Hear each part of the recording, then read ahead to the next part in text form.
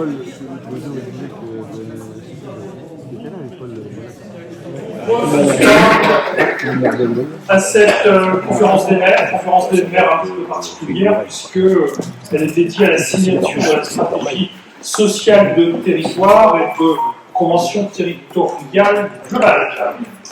Alors, sont présents ce soir, bien entendu, ces nombreux maires de l'intercommunalité, les représentants de la caisse d'allocation familiale du Morbihan, qui sont représentés par Mme Bastien, directrice de la CAF, n'est-ce pas, qui est présente ici, Linda Chevillard, qui est également représentante de la CAF, autrement la MSA, représentée par Mme Le Breton, c'est bien cela, et le département du Morbihan, le département du Morbihan, les 10 représentants, les 2 conseillers départementaux qui sont aujourd'hui présents, qui représenteront donc ces interlocuteurs du département. Alors, nous sommes aujourd'hui réunis pour procéder à cette signature, c'est pour ça qu'on a demandé d'envoyer les tampons, je vois, ils sont tous prêts, mais ils sont tous très motivés. Je vois comment ça va se passer, et quoi, ils s'en sortent. Moi, je trouve que vous êtes bon élève. Bravo. La guerre, on est difficile. Je leur donne la porte, mais c'est comme ça. Il marche comment? Pourquoi tu t'en sers pas souvent? Notre alerte pour procéder à la signature de la stratégie sociale de territoire 2023-2027. Cette démarche, elle est construite, je dirais, avec les acteurs de notre territoire et unique à l'échelle du département, a-t-on dit. Elle répond concrètement à la volonté politique qui est exprimée par vous-même, par les conseils communautaires, les élus de la communauté. En effet, je dirais, les vice-présidents en charge de l'action sociale et petite enfance, qui était porté par Denis Tréorel, de l'éducation enfance-jeunesse, porté par Ania, de la santé, Jean-Michel Barrault, ont souhaité s'approprier pleinement le cadre posé par la Caisse d'allocation familiale, dans lequel nous étions précédemment inscrits pour en faire une stratégie qui serait propre à notre bassin de vie, donc avec des particularités territoriales et autres, donc signer un document qui soit factuel. Pour définir notre stratégie sociale de territoire, on a dépassé les champs demandés par la CAF en y ajoutant des enjeux de notre territoire.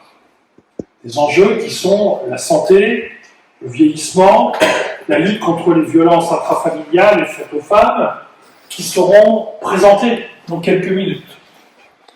Les vice-présidents en charge du dossier ont souhaité affirmer la place de l'EPCI comme pilote de l'action publique sur le territoire et ainsi créer ce qu'on peut appeler une dynamique collaborative et participative pour construire cette stratégie s'inscrivant dans la logique qui est définie collectivement. Je tiens à les en remercier. Comme je l'ai évoqué lors des vœux communautaires jeudi dernier, il ne s'agit pas pour nous de signer des conventions et des programmes d'action quand ils se présentent, mais bien de nous approprier les cadres proposés pour les mettre en correspondance avec nos besoins, avec les besoins de périmètre communautaire. Ainsi, nous avons voulu considérer l'habitant dans toute sa dimension sociale, pour ainsi donner du sens à notre action communautaire et aux contractualisations que l'on copilote avec des partenaires, la CAF, la MSA pour la Convention territoriale globale, le pays pour le contrat local de santé, mais on pourrait aussi y ajouter l'État pour le PEM. Je remercie les partenaires de leur confiance. Je souhaite que nous travaillions de concert, en étroite collaboration, je dirais, pour tirer ce schéma directeur de toutes ces possibilités, de toutes les possibles améliorations de la qualité de vie sur notre territoire. Une fois cette ambition forte exprimée, il a fallu mettre en place une méthodologie cohérente. Ainsi, 4 grands temps forts ont été animés par l'équipe communautaire en lien avec les partenaires, bien entendu.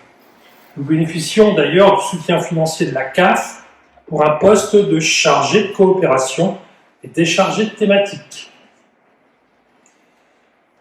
Dans les 4 moments forts, je citerai un événement bilan qui a permis de dresser le bilan de la précédente convention, qui a été acté de 2018 à 2022, ce temps fort a été organisé le 28 juin 2022. Un événement de lancement, partage de diagnostic et identification des grands axes ou thématiques de la stratégie sociale, ça a été organisé le 17 novembre 2022. Un atelier ensuite pour travailler sur les thématiques précédemment retenues, que ce soit les enjeux, les objectifs, qui a été organisé le 15 décembre 2022. Enfin, un atelier pour travailler aux propositions d'action en lien avec les grandes thématiques, qui a été organisé cette fois le 26 janvier 2023. Ces 4 temps ont été riches par la qualité des échanges et le nombre de participants, parce que plus d'une centaine de personnes sur l'ensemble de la démarche. Les rencontres, les partages et les échanges ont réussi des élus, qu'ils soient communautaires et communaux, partenaires du territoire très variés, les agents communautaires, autour de cet enjeu majeur du vivre ensemble, ici à Ploermel Communauté. La matière collectée a été telle, d'une telle importance, je dirais, qu'il a fallu un certain temps aux équipes pour traduire le fruit de ce travail en plan d'action. Le comité de pilotage a été sollicité à plusieurs reprises pour procéder à des arbitrages, afin de disposer d'un plan d'action qui soit réaliste, mais surtout réalisable. Sinon, quoi bon? Beaucoup de travail de concertation, de construction, d'échange pour aboutir à cette belle stratégie. La base construite est considérée comme solide, il nous faut maintenant la faire vivre. Aucun doute, la dynamique est là. Les partenaires motivés sont prêts pour agir sur leur territoire. Ça promet, effectivement, vu l'échéance, 4 belles années de collaboration. Je m'en félicite, mais surtout, je vous en remercie. Le comité de pilotage n'a pour autant pas réinventé l'eau chaude. Il a d'abord fait le choix, par certains points, de valoriser ce qui se fait déjà. Des thèmes supplémentaires ont par contre été ajoutés. On retrouve aussi ainsi la santé, la lutte contre les violences intrafamiliales, les faites aux femmes, l'accompagnement vieillissement. Nous savons bien que nous ne sommes pas seuls décideurs sur ces pistes d'action et qu'elles dépendent en grande partie d'institutions supracommunautaires. Pour autant, les engager est porteur de sens à mes yeux. Par exemple, comment évoquer la promotion de la santé sans évoquer le bien vieillir, ou encore l'égalité entre les femmes et les hommes? Comment évoquer la santé sans évoquer l'accessibilité aux droits et aux services? Comment évoquer l'éducation sans aborder l'égalité? Et où encore la prévention dans le sens de la promotion de la santé? Cette vision globale ne veut pas dire que nous allons tout survoler, mais bien que nous avons conscience des liens forts entre ces questions et que seules des réponses coordonnées peuvent permettre d'atteindre les objectifs que nous nous sommes fixés. Je remercie encore mes chers collègues vice-présidents d'avoir mené à bien cette démarche. Je remercie également les institutions partenaires sans lesquelles nous pourrions agir efficacement et concrètement. Je remercie enfin les multiples personnes et acteurs qui ont su trouver le temps nécessaire pour nous aider à construire cette démarche. Je vous remercie. On continue. On va passer à présent à la présentation des différents éléments. Le bilan. Qui commence par intervenir? Le prochain. Moi, je me permets juste de compléter vos propos, Monsieur le Président. Donc, évidemment, moi, j'ai une pensée pour notre vice-président, Monsieur Denis Tréorel, qui a travaillé activement sur cette convention territoriale globale, cette CTG avec Monsieur Barrault. Ce qu'il faut retenir, effectivement, on va retrouver des éléments qui existaient par le passé, mais la nouveauté, ce qui a vraiment changé en termes de faits sociaux et de l'évolution de la société, et on le sait, hein, parce que vous êtes toutes et tous mères, c'est l'augmentation des violences intrafamiliales, des violences conjugales, qui n'étaient pas aussi prégnantes sur le territoire. Ce qui conduit nécessairement à travailler, et ça va être une nouveauté de cette CTG, à travailler la question de la parentalité, du soutien à la parentalité. Donc on va dire qu'aujourd'hui c'est le parent pauvre de plusieurs belles communautés, mais justement, nous on aime bien les défis, et si tout avait été fait, on s'en irait. Donc voilà, c'est la question de la parentalité, du soutien à la parentalité, et l'intérêt aussi, c'est ce travail-là devra être un travail transversal, avec notamment la commission affaires sociales, parce qu'il s'agira ici sur cette thématique de décloisonner aussi les commissions. Voilà ce que je voulais vous dire, et je tiens vraiment à vous remercier toutes et tous, puisque vous avez été nombreux à participer avec assiduité aux différents ateliers. On a vu quelques photos, et merci aux partenaires pour cette riche collaboration, et notamment à une de mes étudiantes, j'ai eu plaisir à retrouver et qui représente la MSA. Voilà, merci beaucoup de votre attention. Bien, merci Ania. Maintenant, l'intervention de la classe et de la MSA par la suite, ou l'inverse, je ne sais pas, qui commence. Organisez-vous, merci. Mesdames et messieurs les élus, merci beaucoup de nous accueillir dans votre instance de travail. C'est toujours un plaisir de venir voir concrètement comment se finalise tout ce travail que vous venez d'évoquer, toute cette démarche. Donc au travers de cette CTG, c'était l'instrument, donc la Convention territoriale globale, c'était l'instrument porté par la CAF et la MSA. Mais je dirais que vous avez très largement dépassé la feuille de route qui vous était donnée en fait, puisque d'abord vous partiez d'un existant, puisque c'est la deuxième CTG, donc il y avait déjà un terreau, on va dire, bien fertile, bien travaillé, qui a permis de faire des belles pousses, mais au-delà de ça, vous avez effectivement bien élargi le périmètre, et c'est en ça une originalité de votre travail social sur l'ensemble du territoire, avec cette idée d'associer plusieurs thématiques en devançant même un peu les institutions que nous représentons, puisque on est, pour tout vous dire, en train de travailler un peu à une modélisation, notamment avec nos collègues de l'assurance maladie, sur justement des démarches concertées en matière d'analyse des besoins des populations, qu'ils soient des besoins sociaux ou des besoins en santé. Donc voilà, vous êtes un peu précurseur de notre travail. Et puis reconnaître aussi par notre présence, vous l'avez rappelé madame, le travail qui est fait par les élus. En fait, ce qui est intéressant dans votre territoire, c'est toute cette démarche collective. En fait, on voit bien qu'il y a des sujets sur lesquels vous êtes saisis vraiment du sujet, et en travaillant à plusieurs, vous avez cette dimension d'une réflexion qui va au-delà du simple échelon communal, sans renier le besoin communal. Et je saluerai par exemple tout le travail qui a été fait sur la jeunesse, sur la période précédente, avec notamment en 2023 des développements, avec une prestation de service jeunesse qui n'existait pas, une animatrice jeunesse qui a proposé des choses, notamment pour l'organisation des vacances. Tout ça, ce sont des signes d'un intérêt sur des sujets sociaux qui peuvent paraître un peu lointains, mais vous l'avez rappelé, qui font en fait le quotidien de nos concitoyens, et des un peu plus de 6600 allocataires, alors un peu plus si je compte également les allocataires de la MSA, mais en tout cas ça fait une partie de la population qui a besoin de ces services-là sur un territoire, avec un territoire qui est, je trouve, qui est intéressant à vivre, puisqu'il a son autonomie entre, on va dire, des pôles plus urbains, que ce soit à l'est ou à l'ouest, mais vous avez une réelle identité à défendre sur un peu cet axe, on va dire, Rennes-Vannes, pour faire simple. Donc voilà, saluer ce travail-là. Saluer aussi l'engagement que ça représente pour vous, parce que c'est du travail, c'est de la réflexion, mais ce sont aussi des financements.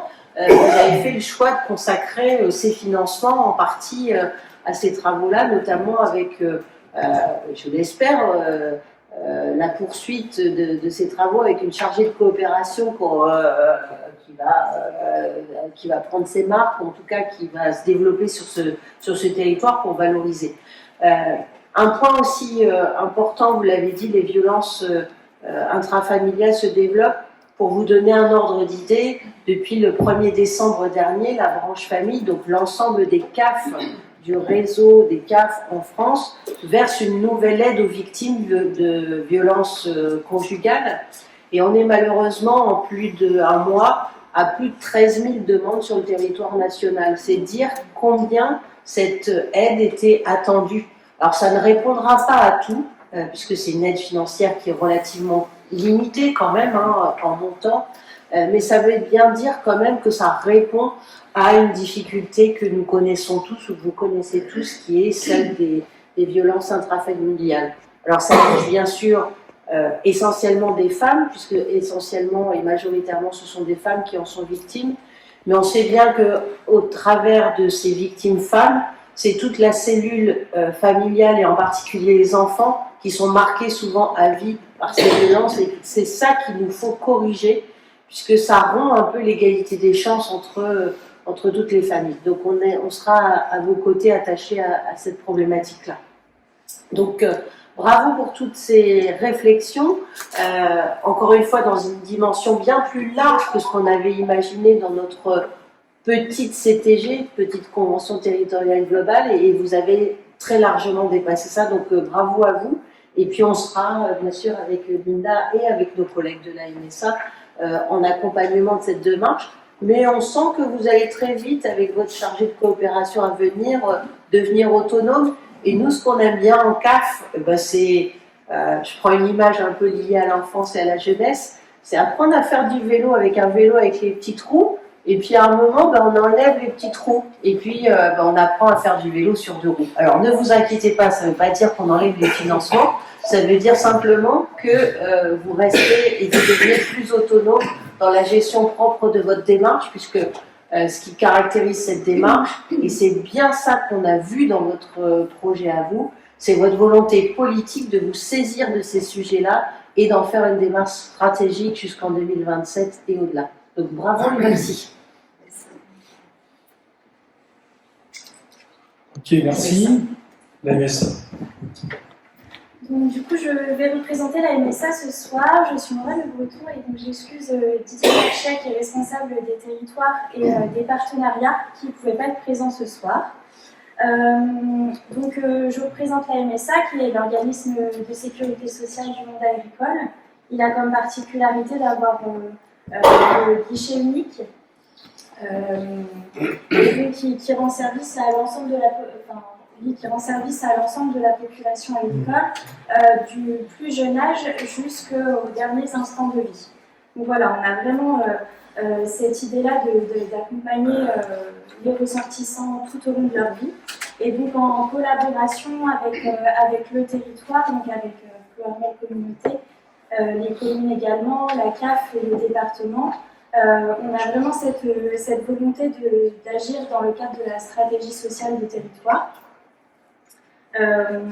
En tous les cas, nous, on s'inscrit pleinement dans cette démarche, notamment sur nos territoires prioritaires, qui sont définis donc, dans le cadre de notre politique au niveau local, dont Pluriel Communauté fait partie, et pour lequel on s'investit également dans le cadre de Grandir en milieu rural, qui est un dispositif qui est déployé et qui est travaillé avec le territoire. Voilà, et on tient particulièrement à souligner la richesse des travaux qui ont été engagés jusque-là.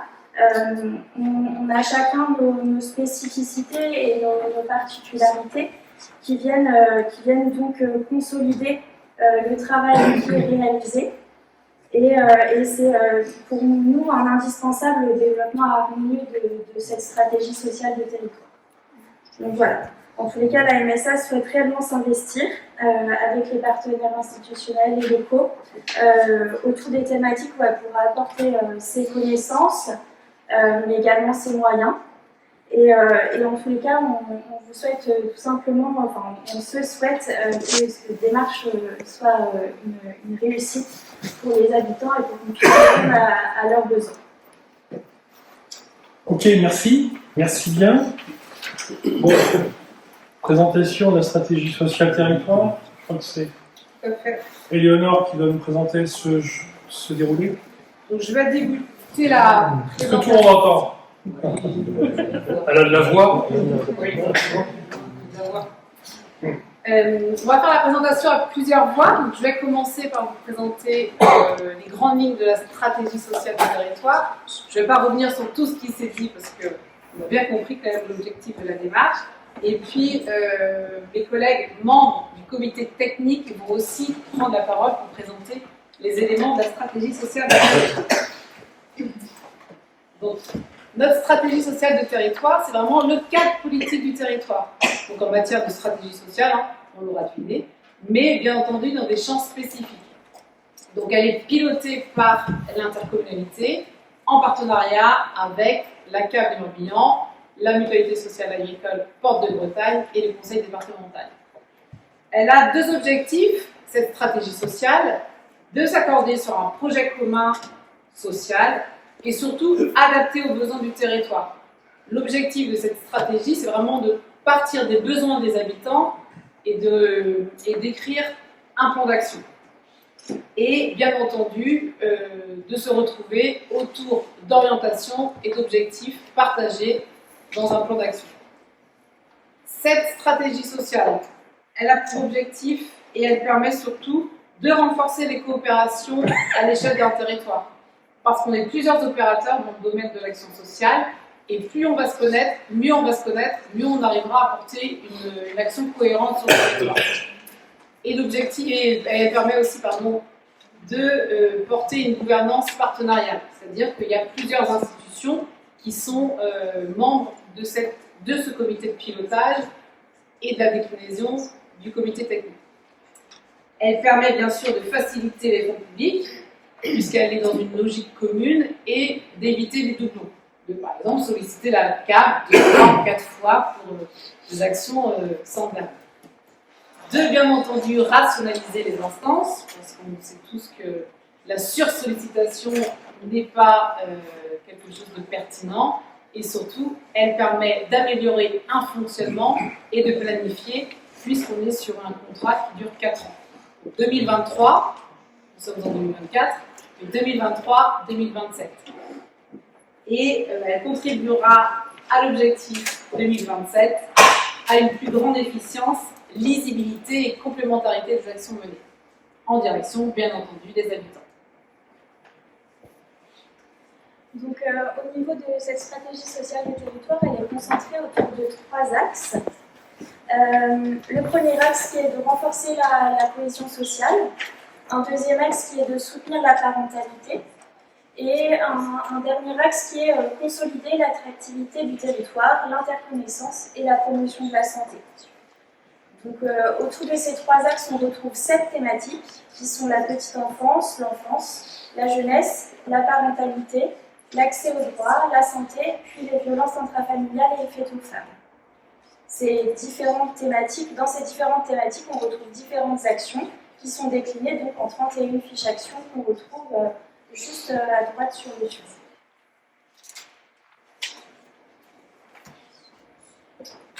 Alors pour justement faire vivre cette CTG, donc on a une gouvernance partagée, structurée et bien dynamique sur notre territoire. Donc on a un comité de pilotage qui va être vraiment l'instance décisionnelle. Donc c'est un comité qui se réunit une fois par an. Alors on a les représentants élus des 4 institutions, Ploermel Communauté, des représentants de la CAF du Morbihan, de la MSA et du conseil départemental du Morbihan. Le rôle du comité de pilotage, c'est vraiment de définir les orientations stratégiques, d'assurer le suivi et l'évaluation de la stratégie globale, et de valider les ajustements éventuels, prioriser peut-être certaines actions sur certaines années, veiller à la bonne articulation entre la CTG et les autres politiques, par exemple le contrat local de santé ou les autres dispositifs mis en œuvre localement et nationalement. On a aussi des comités techniques, donc le comité technique qui se réunit plusieurs fois par an, donc c'est une instance de travail avec les techniciens et les agents des 4 institutions aussi. Donc là, on va retrouver en fait tout un travail avec justement les chargés de coopération. Donc le chargé de coopération en charge du pilotage de la CTG, donc qui est là pour piloter la CTG en concertation avec les institutions, et les chargés de coopération par thématique. Donc ça peut être sur la petite enfance, enfance-jeunesse, comme on avait précédemment dans le cadre du contrat enfant-jeunesse. Mais l'idée là aussi, c'est de faire évoluer ces postes de coordination vers des nouvelles thématiques qui peuvent être la parentalité, l'animation de la vie sociale, l'accès aux droits, le handicap. Et le rôle, c'est vraiment de travailler autour du plan d'action, de travailler sur la mise en œuvre justement opérationnelle des actions, travailler sur les fiches actions. Ensuite, on a des groupes de travail qui sont mis en place, donc ça peut être sur la petite enfance, où là, du coup, ça va être par exemple le chargé de coopération thématique petite enfance qui va réunir en fait les acteurs de la petite enfance. Ça peut être par exemple en lien avec les relais petite enfance, en lien avec les structures du territoire. Et le rôle, donc, c'est de mettre en œuvre opérationnellement et ensuite d'évaluer les actions, puisqu'en fait, il y aura toute une démarche d'évaluation qui est pensée aussi dans le suivi de la CTG avec des indicateurs par fiche action et des indicateurs aussi au niveau de la démarche CTG.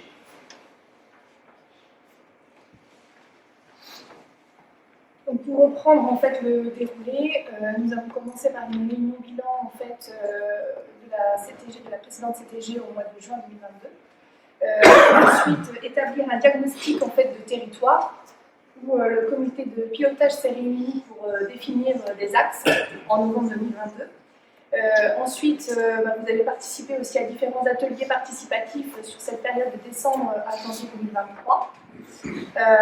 Puis ensuite, il y a eu tout un travail d'élaboration pour établir en fait des fiches à action.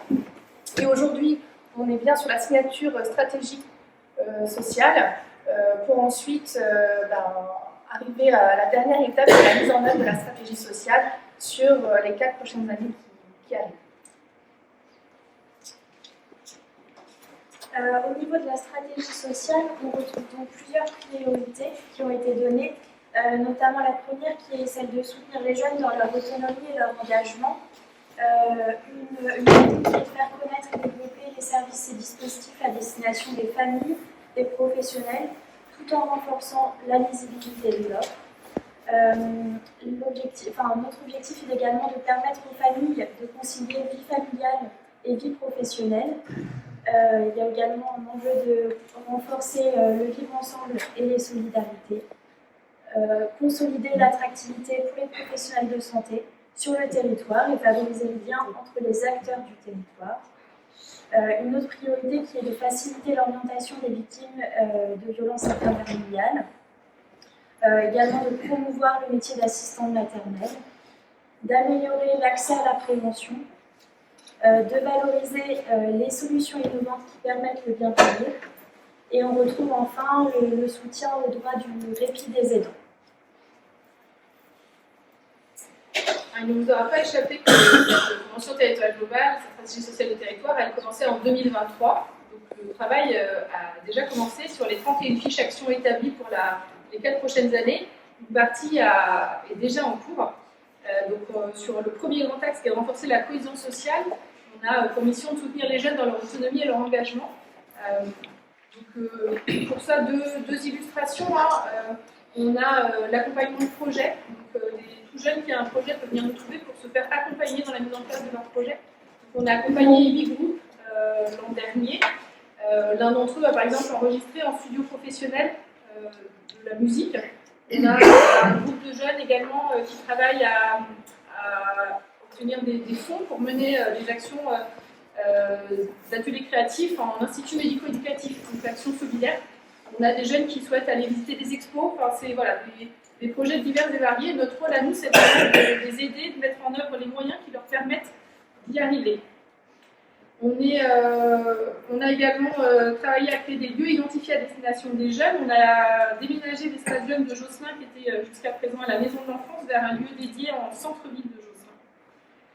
On travaille également à la mise en place d'une formation BAFA sur le territoire en partenariat avec le CPIE de Concoret. Donc la première formation est prévue en avril prochain. Et dans ce cadre, Puermel Communauté va financer la formation de 12 jeunes du territoire. Les inscriptions des jeunes sont en cours. Donc ça fonctionne plutôt très bien pour le moment. On travaille également à renforcer le vivre ensemble et les solidarités. Et dans ce cadre, on travaille notamment à l'animation et développement de la Maison des Solidarités, avec des ateliers participatifs mis en place dans ce cadre-là, avec les associations qui occupent la structure et également un certain nombre de partenaires du territoire pour développer un plan d'action dans ce cadre. Et puis, on poursuit, on essaie de valoriser le travail qui est également mené par les espaces France Service et les équipements publics numériques. Donc, juste pour prendre ce dernier exemple des espaces publics numériques, il y a du partenariat notamment dans le cadre de la programmation avec la ligne Tes Vacances, où on travaille quand même régulièrement en lien avec eux pour mettre les jeunes aussi en lien sur cette thématique. Donc, 7 actions sur les 8 prévues ont débuté dans ce cadre-là. On vous en a également parlé, le soutien à la parentalité devient un axe important sur cette stratégie sociale de territoire, avec notamment l'idée de faire connaître et développer des services et dispositifs à destination des familles et des professionnels, avec la nécessité de renforcer la visibilité de l'offre. Donc, dans ce cadre, on poursuit l'animation des 4 saisons des marauds sur le territoire. J'en profite, la prochaine est prévue samedi 20 janvier à la Trinité-Port-Ouest. N'hésitez pas, vous y êtes forcément les bienvenus. On doit également travailler à permettre aux familles de concilier vie professionnelle et vie familiale. Donc un travail sur notamment l'accueil du jeune enfant pour essayer de permettre l'adéquation entre l'offre et la demande. Et puis on a également travaillé en 2023 sur nos modalités d'inscription en accueil de loisirs, de manière à renforcer nos taux d'occupation et à rendre le service à un maximum de personnes. Et puis on travaille également à promouvoir les métiers d'assistant maternel, puisque on sait qu'il y a un gros travail à fournir dans ce cadre-là, avec un objectif de communiquer sur l'attrait du métier et puis d'encourager aussi la formation continue avec la mise en place de temps forts. Donc, toutes les actions prévues sur cette thématique-là ont débuté cette année. Le dernier, non le moindre, pour autant on n'a pas débuté d'action sur ce sujet, qui est consolider l'attractivité du territoire, la connaissance et la promotion de la santé. Donc avec 3 axes principaux, consolider 2 axes, l'attractivité pour les professionnels de santé sur le territoire et favoriser les liens entre les deux et le territoire, et puis un axe autour d'améliorer l'accès à la prévention. Donc, du coup, vous avez pu voir qu'il y a déjà plusieurs actions qui sont entamées. Sur les perspectives 2024, on est toujours sur la poursuite du déploiement de la politique jeunesse, donc avec notamment quelques exemples pour peut-être rendre plus concret ces actions déclinées en actions opérationnelles. Donc création d'un espace jeune et aménagement de l'espace jeune à Josselin, autour de la maison de l'enfance. Développement de l'accompagnement des jeunes dans leurs projets. Développement de la parentalité, réseau et sensibilisation à destination des élus et partenaires. Donc, différents temps qui seront organisés sur le premier semestre 2024. La mise en réseau des acteurs du territoire. Pour apporter un maximum de services, il faut déjà bien connaître ceux qui sont en place et aussi se connaître entre nous pour faire la meilleure orientation possible. La définition d'une politique locale de lutte contre les violences intrafamiliales, quelque chose qu'on a déjà pu détailler auparavant. L'animation et le développement des maisons des solidarités. La mise en place du conseil local en santé mentale, dont la signature intervient le 13 mars prochain. La création d'un point d'hygiène à la Maison des Solidarités en lien avec l'association La Croix-Rouge. La mise en réseau des CCAS et adjoints aux affaires sociales avec le CIAS de Fleur-Mère Communauté. C'est important que le CIAS devienne animateur de réseau à destination de tous les CCAS du territoire, parce qu'on voit bien que les CCAS du territoire ne sont pas tous outillés en ressources humaines aussi pour permettre un accompagnement maximal des usagers. Donc c'est vrai qu'il faut que le CIAS puisse être soutien auprès des CCAS du territoire. J'en profite pour vous rappeler que dans le cadre d'un appel à projet porté par le pays Pleurmel sur l'adaptation du territoire au vieillissement, il y a des ateliers de concertation qui auront lieu le 1er février. Donc à Josselin et à Guillier, tous les CCAS du territoire ont été informés de ces ateliers. Et pour l'instant, les inscriptions sont timides. Donc je profite de ce temps-là pour vous inciter à en parler. C'est l'adaptation au territoire, ça n'attend pas les 70 ans ou les 75 ans. C'est bien avant qu'il faut y penser. Donc du coup, je vous invite à en parler autour de vous dans vos communes pour pouvoir inciter vos habitants à s'y inscrire. On fera un rappel de toute manière, vous allez recevoir un mail de rappel. Donc, dans le dispositif, donc adaptation du territoire au vieillissement et ville amie des aînés. C'est toujours plus bon sens pour le dire. Mais voilà. Ok. Est-ce qu'il y a des questions? Fort de toute cette présentation multiple, variée, effectivement entre tous les acteurs. Profiter aussi de votre présence pour si on Ah peut ouais. répondre à vos questions peut-être plus techniques ou plus financières. Est-ce qu'il y a des questions effectivement techniques, financières ou techniques financières, tout. Vous avez un ordre d'idée, par exemple, des montants des prestations sociales versées sur l'ORMAL Communauté? Bonne question. Alors là, allez-y. Je crois que vous avez initié la question, la réponse s'impose. Un peu plus de 35 millions d'euros qui sont... un peu plus de 35 millions d'euros là sont versés donc au titre des prestations sociales sur votre territoire PLURMAL Communauté. Pour vous donner l'ordre aussi de grandeur pour l'ensemble du département du Morbihan, c'est plus de 750 millions d'euros qui sont redistribués en aide sociale. Et pour les financements de ce qui relève et ce qui relève de l'action sociale, c'est-à-dire par exemple le financement des espaces jeunes ou des relais petite enfance, etc., c'est plus d'1,5 million là qui ont été versés donc par an toujours sur l'accompagnement de ces structures-là. Alors on sait bien qu'il y a une problématique de finances publiques générale pour financer ces services et répondre aux besoins de la population. Mais c'est un effort conséquent qui est apporté, qui pose question aujourd'hui avec la revalorisation d'un certain nombre de postes de dépenses, que ce soit les salaires, les fluides, etc. En branche famille, on a revalorisé plus globalement, ça concerne aussi la MSA, il y a eu un coefficient de revalorisation de toutes ces prestations sur la suite malheureusement du mouvement d'inflation. On sait que ça ne couvre pas toutes les dépenses, mais c'est là aussi où je rejoins la réflexion qui a été portée, c'est de dire qu'à plusieurs, on est plus intelligent et on est plus efficace, donc on doit être plus économe aussi à la fois de notre temps, mais aussi de nos financements. Voilà ce que je voulais ajouter. S'il y avait d'autres questions.